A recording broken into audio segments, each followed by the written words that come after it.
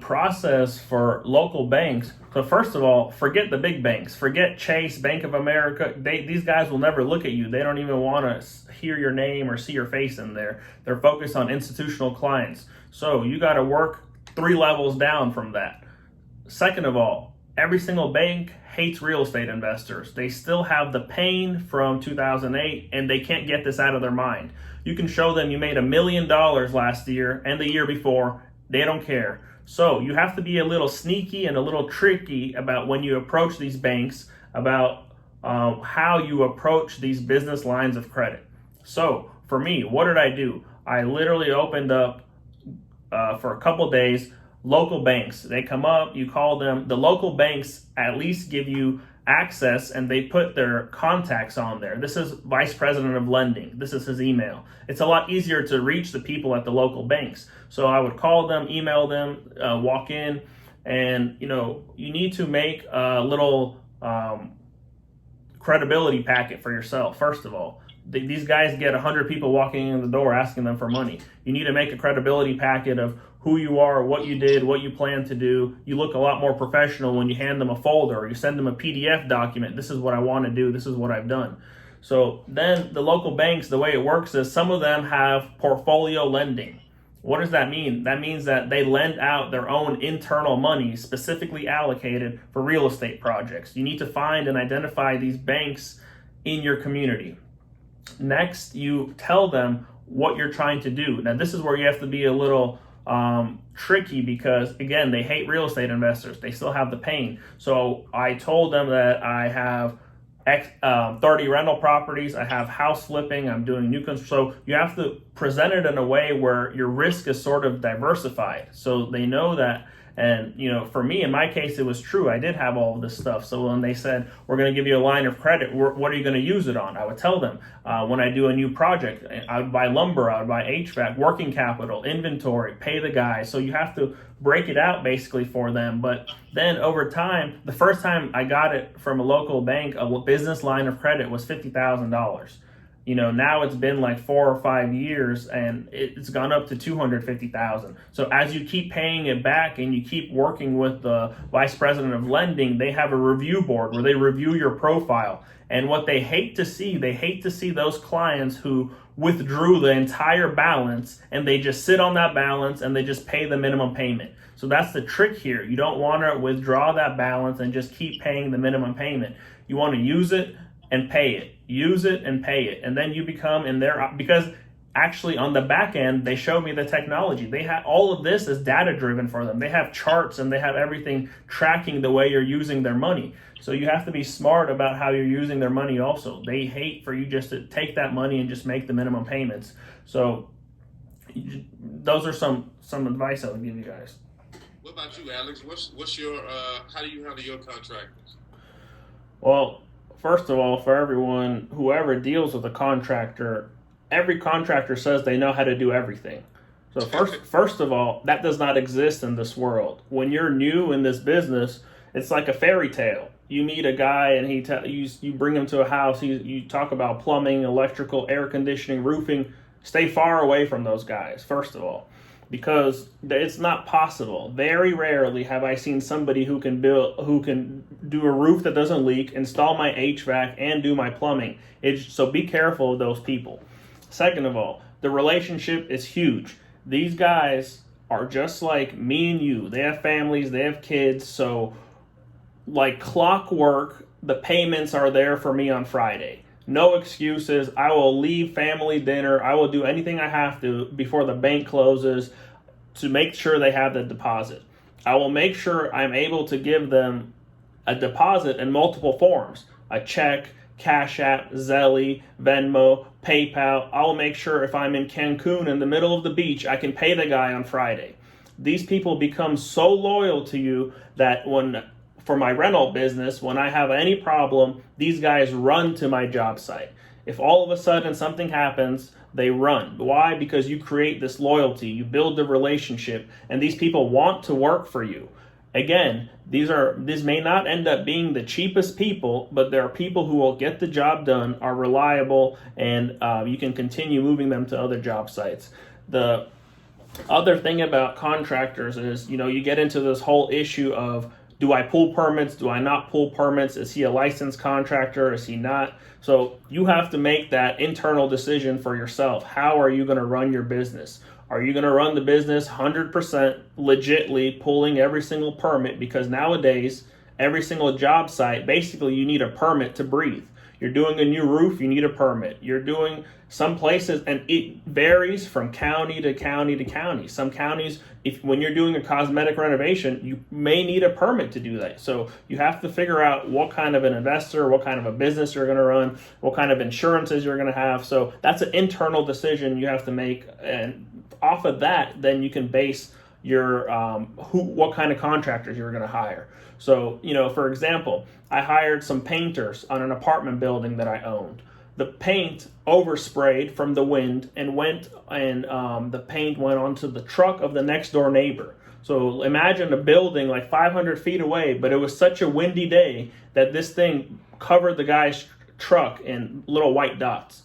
The guy I used did not have insurance. He did not have any kind of insurance. So this guy went after me. His insurance went after my insurance. So, we have to settle the claim. So you have to be aware of there's consequences of using contractors who are licensed, who are unlicensed. Yes, it may be several $1,000s cheaper, but the guy falls off the roof and he has no insurance. What are you going to do? So you have to be aware of this very important thing that nobody thinks about, but these things are real life situations that can get you in liability hell. You will be sued so far up and down from all the damages that you will not be in business. So be aware of these aspects. But dealing with contractors, the main thing is, like I said, they're human beings just like me and you, providing for their family, and just it's all about relationships. And there's nothing wrong with, I give my guys bonuses at the end of the year. So sometimes most contractors nickel and dime you for change orders.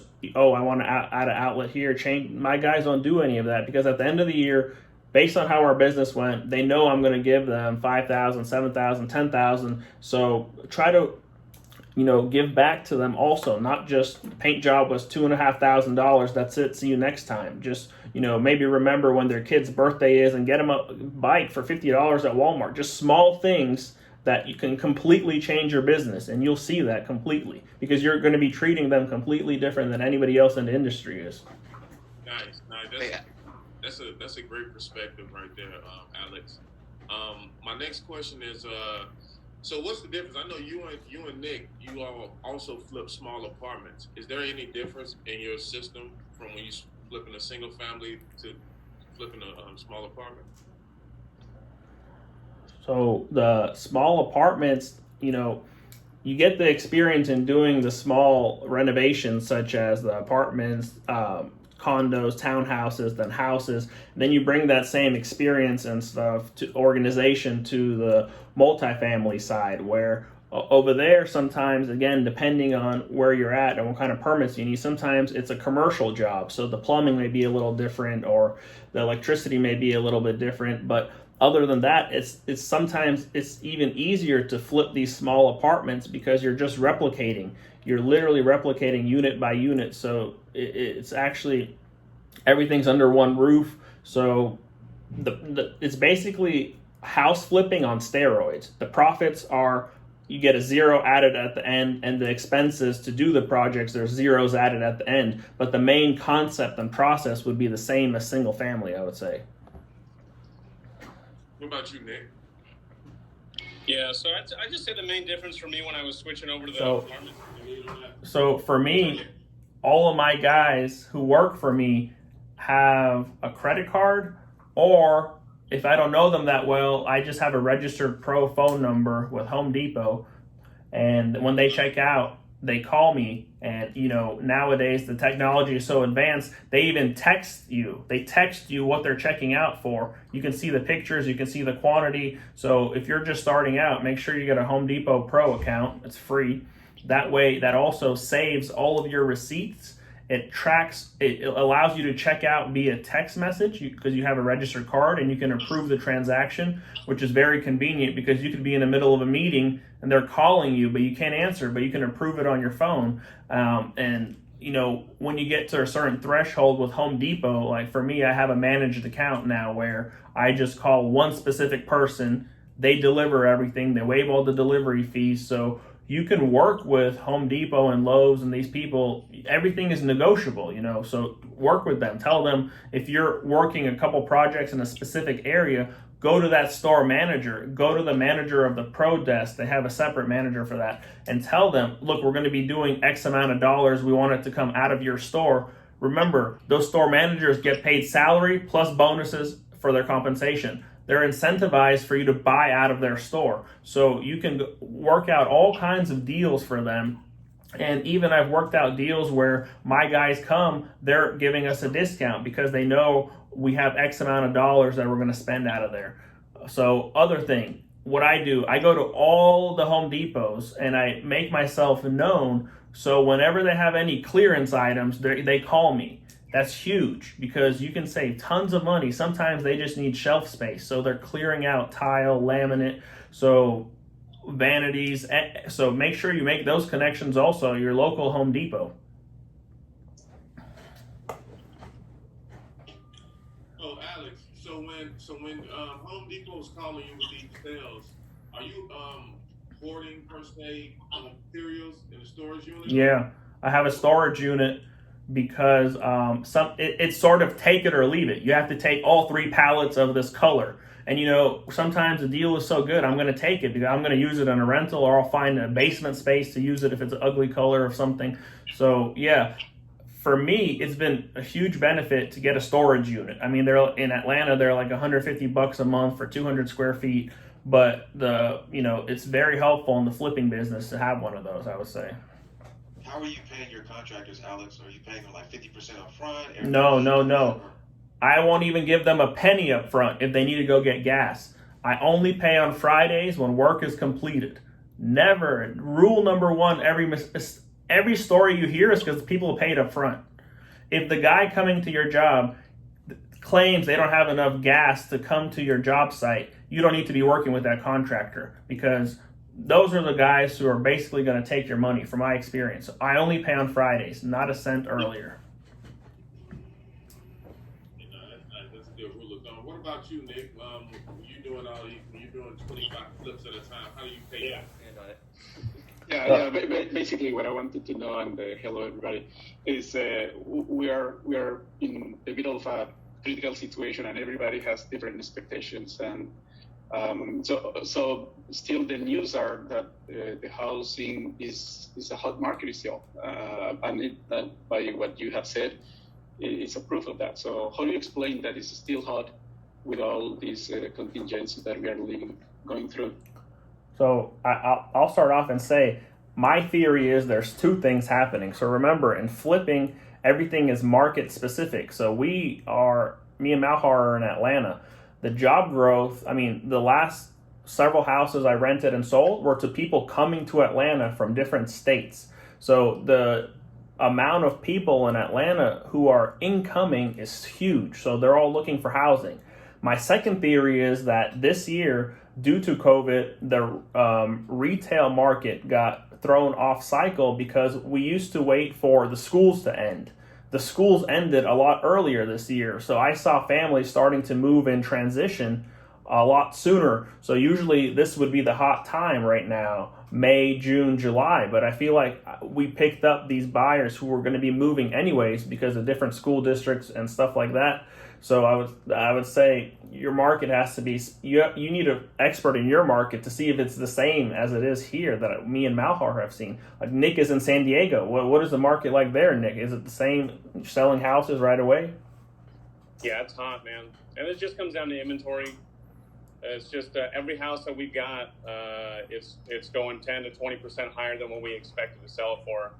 I've got a buddy I was just talking to yesterday who does probably 40 properties at a time, and he's making $100,000 higher than what he expected.